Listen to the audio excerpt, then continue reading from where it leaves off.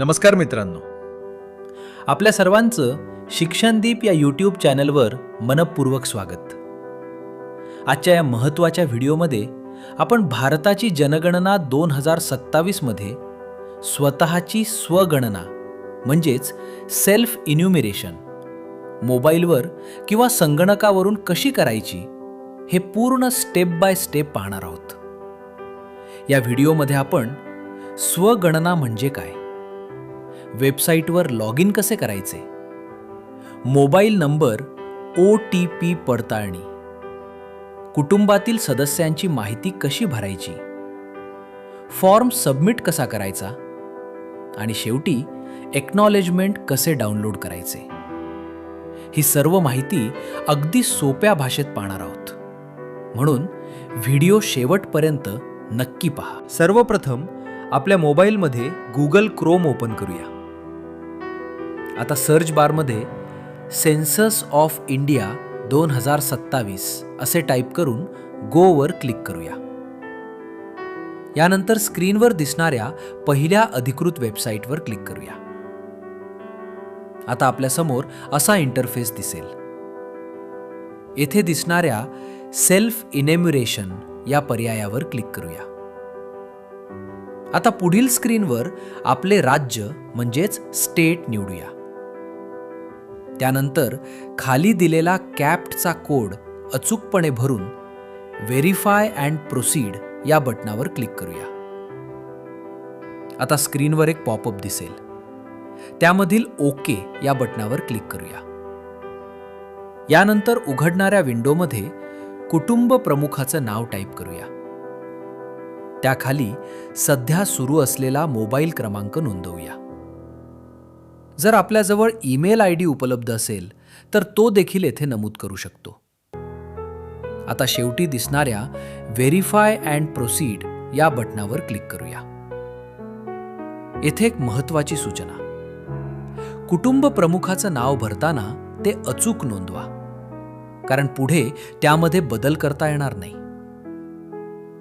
आता आलेल्या popup विंडोमधील okay या बटनावर क्लिक करूया.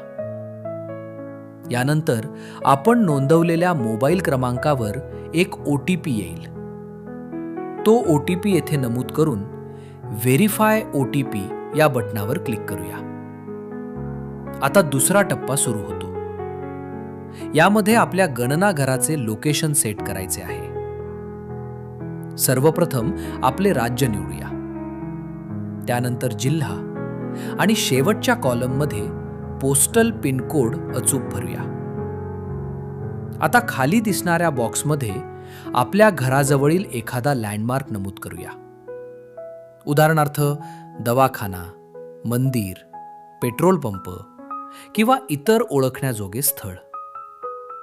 यानंतर शोधा या बटनावर क्लिक करूया. आता आपल्यासमोर गुगल मॅप ओपन होईल. येथे दिसणारा पिवळा मार्कर 2 बोटांच्या सहाय्याने आपल्या घराच्या अचूक ठिकाणी आणूया.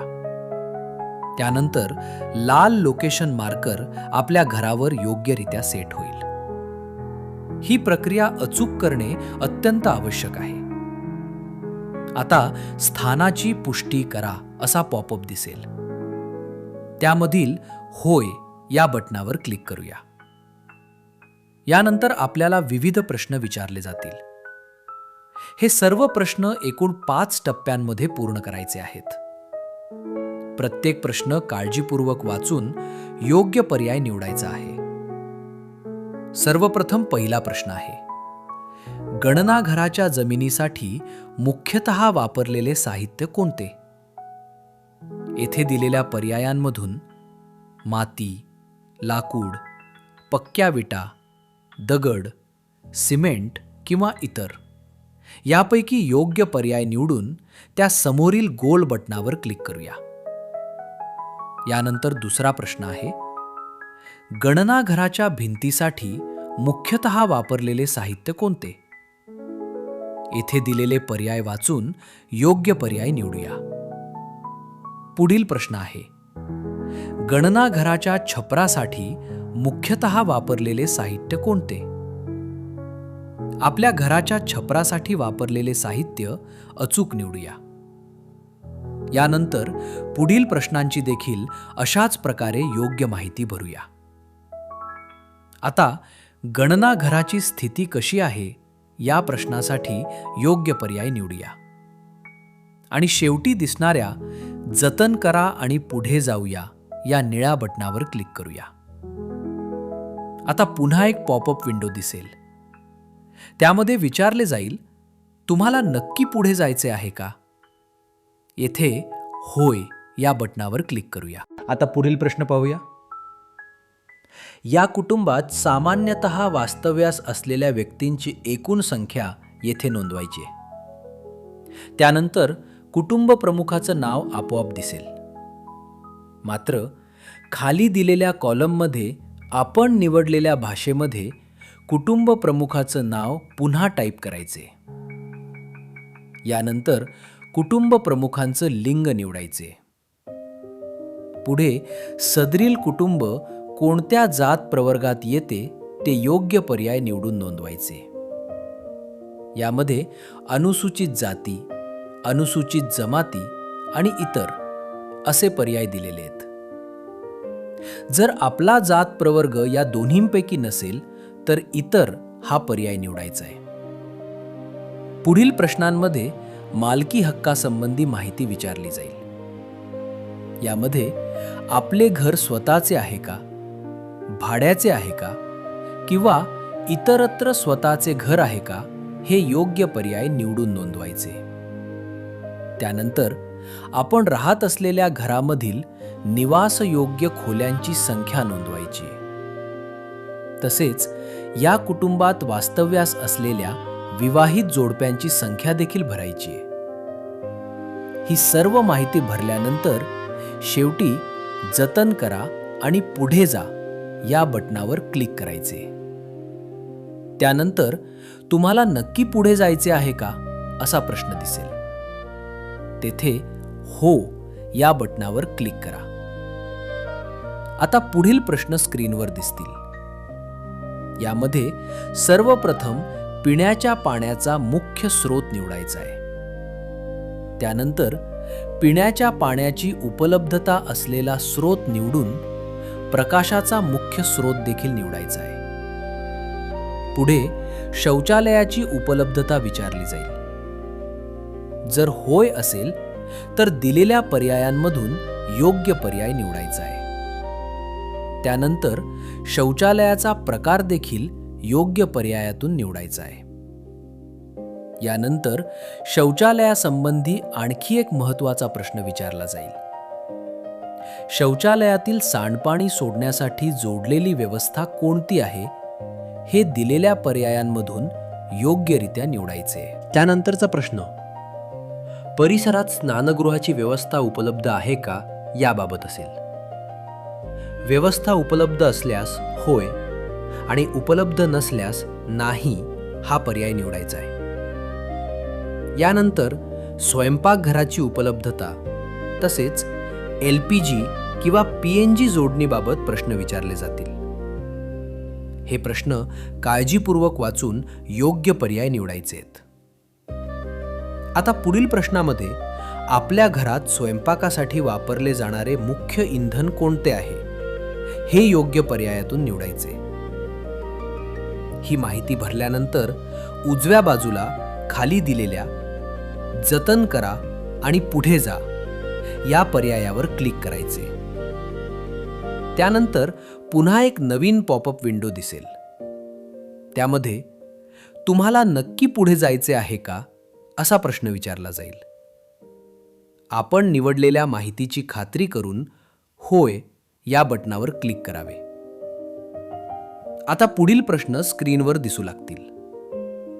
आता आपण टप्पा क्रमांक 5 मध्ये प्रवेश करतो आहोत.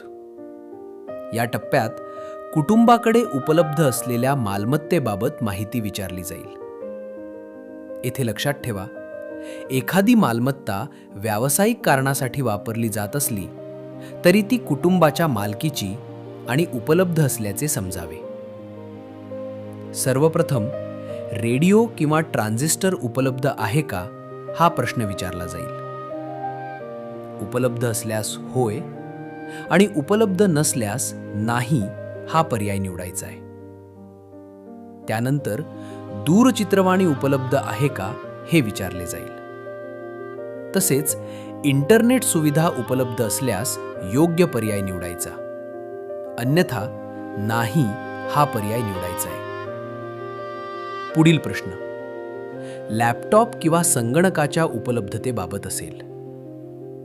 उपलब्ध असल्यास होय आणि उपलब्ध नसल्यास नाही हा पर्याय निवडायचा आहे.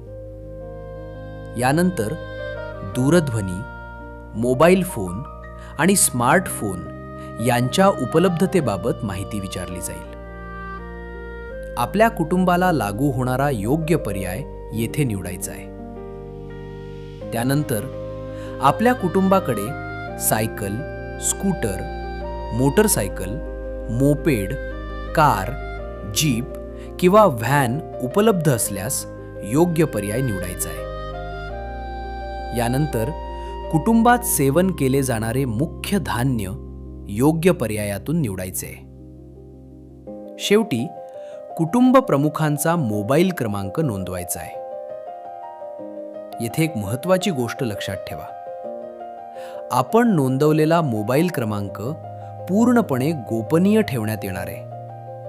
त्यामुळे योग्य आणि सध्या सुरू असलेला मोबाईल क्रमांकच नोंदवावा. ही माहिती भरल्यानंतर पुन्हा जतन करा आणि पुढे जा या पर्यायावर क्लिक करायचे. त्यानंतर दिसणाऱ्या पॉपअप विंडोमध्ये होय या बटणावर क्लिक करून पुढील टप्प्यात प्रवेश करायचा आहे. आता आपण शेवटच्या म्हणजेच टप्पा क्रमांक 6 मध्ये आलो आहोत. हा पूर्वावलोकनाचा टप्पा आहे. येथे आपण आतापर्यंत भरलेली सर्व माहिती स्क्रीनवर दिसेल. ही माहिती अचूक आहे का हे काळजीपूर्वक तपासून पाहावे. जर काही माहिती चुकीची भरली गेली असेल तर सर्वात खाली संपादित करण्यासाठी मागे जा हा पर्याय उपलब्ध असेल. तसेच माहिती नंतर अंतिम करायची असल्यास मसुदा म्हणून जतन करा ही सुविधा देखील उपलब्ध आहे. ही सुविधा प्रत्येक टप्प्यावर उपलब्ध असते. भरलेली सर्व माहिती योग्य असल्याची खात्री झाल्यानंतर हिरव्या रंगातील पुष्टी करा आणि सादर करा हा अंतिम पर्याय निवडायचा आहे. यानंतर आपल्या स्क्रीनवर स्वगणना पूर्ण झाल्याचा संदेश दिसेल. त्याचबरोबर एचने सुरू होणारा 11 अंकी ACIID क्रमांक स्क्रीनवर प्रदर्शित होईल. अशा प्रकारे आपली स्वगणना पूर्ण होईल. हा ID सुरक्षितपणे जतन करून ठेवावा. जेव्हा प्रगणक आपल्या घरी प्रत्यक्ष जनगणनेसाठी येतील तेव्हा त्यांना हा ID दाखवायचा आहे. प्रगणक आपण भरलेल्या माहितीची खात्री करून स्वगणना अंतिम करतील. जर काही माहिती चुकीची असेल तर ते आवश्यक ते बदल करून माहिती अंतिम करतील. तर चला आपणही स्वगणना करून या महत्त्वाच्या राष्ट्रीय कार्यात आपला सहभाग नोंदवूया. जर माहिती भरताना काही अडचण आली तर कमेंटमध्ये जरूर कळवा. आपल्या अडचणीचे निराकरण करण्याचा आम्ही नक्की प्रयत्न करू. संपूर्ण व्हिडिओ पाहिल्याबद्दल मनःपूर्वक धन्यवाद. अशाच महत्त्वाच्या शैक्षणिक आणि उपयुक्त माहितीसाठी आपल्या शिक्षण दीप चॅनलला सबस्क्राईब करा आणि बेल आयकॉनवर क्लिक करा, म्हणजे नवीन व्हिडिओची माहिती आपल्याला वेळोवेळी मिळत राहील. पुन्हा एकदा धन्यवाद.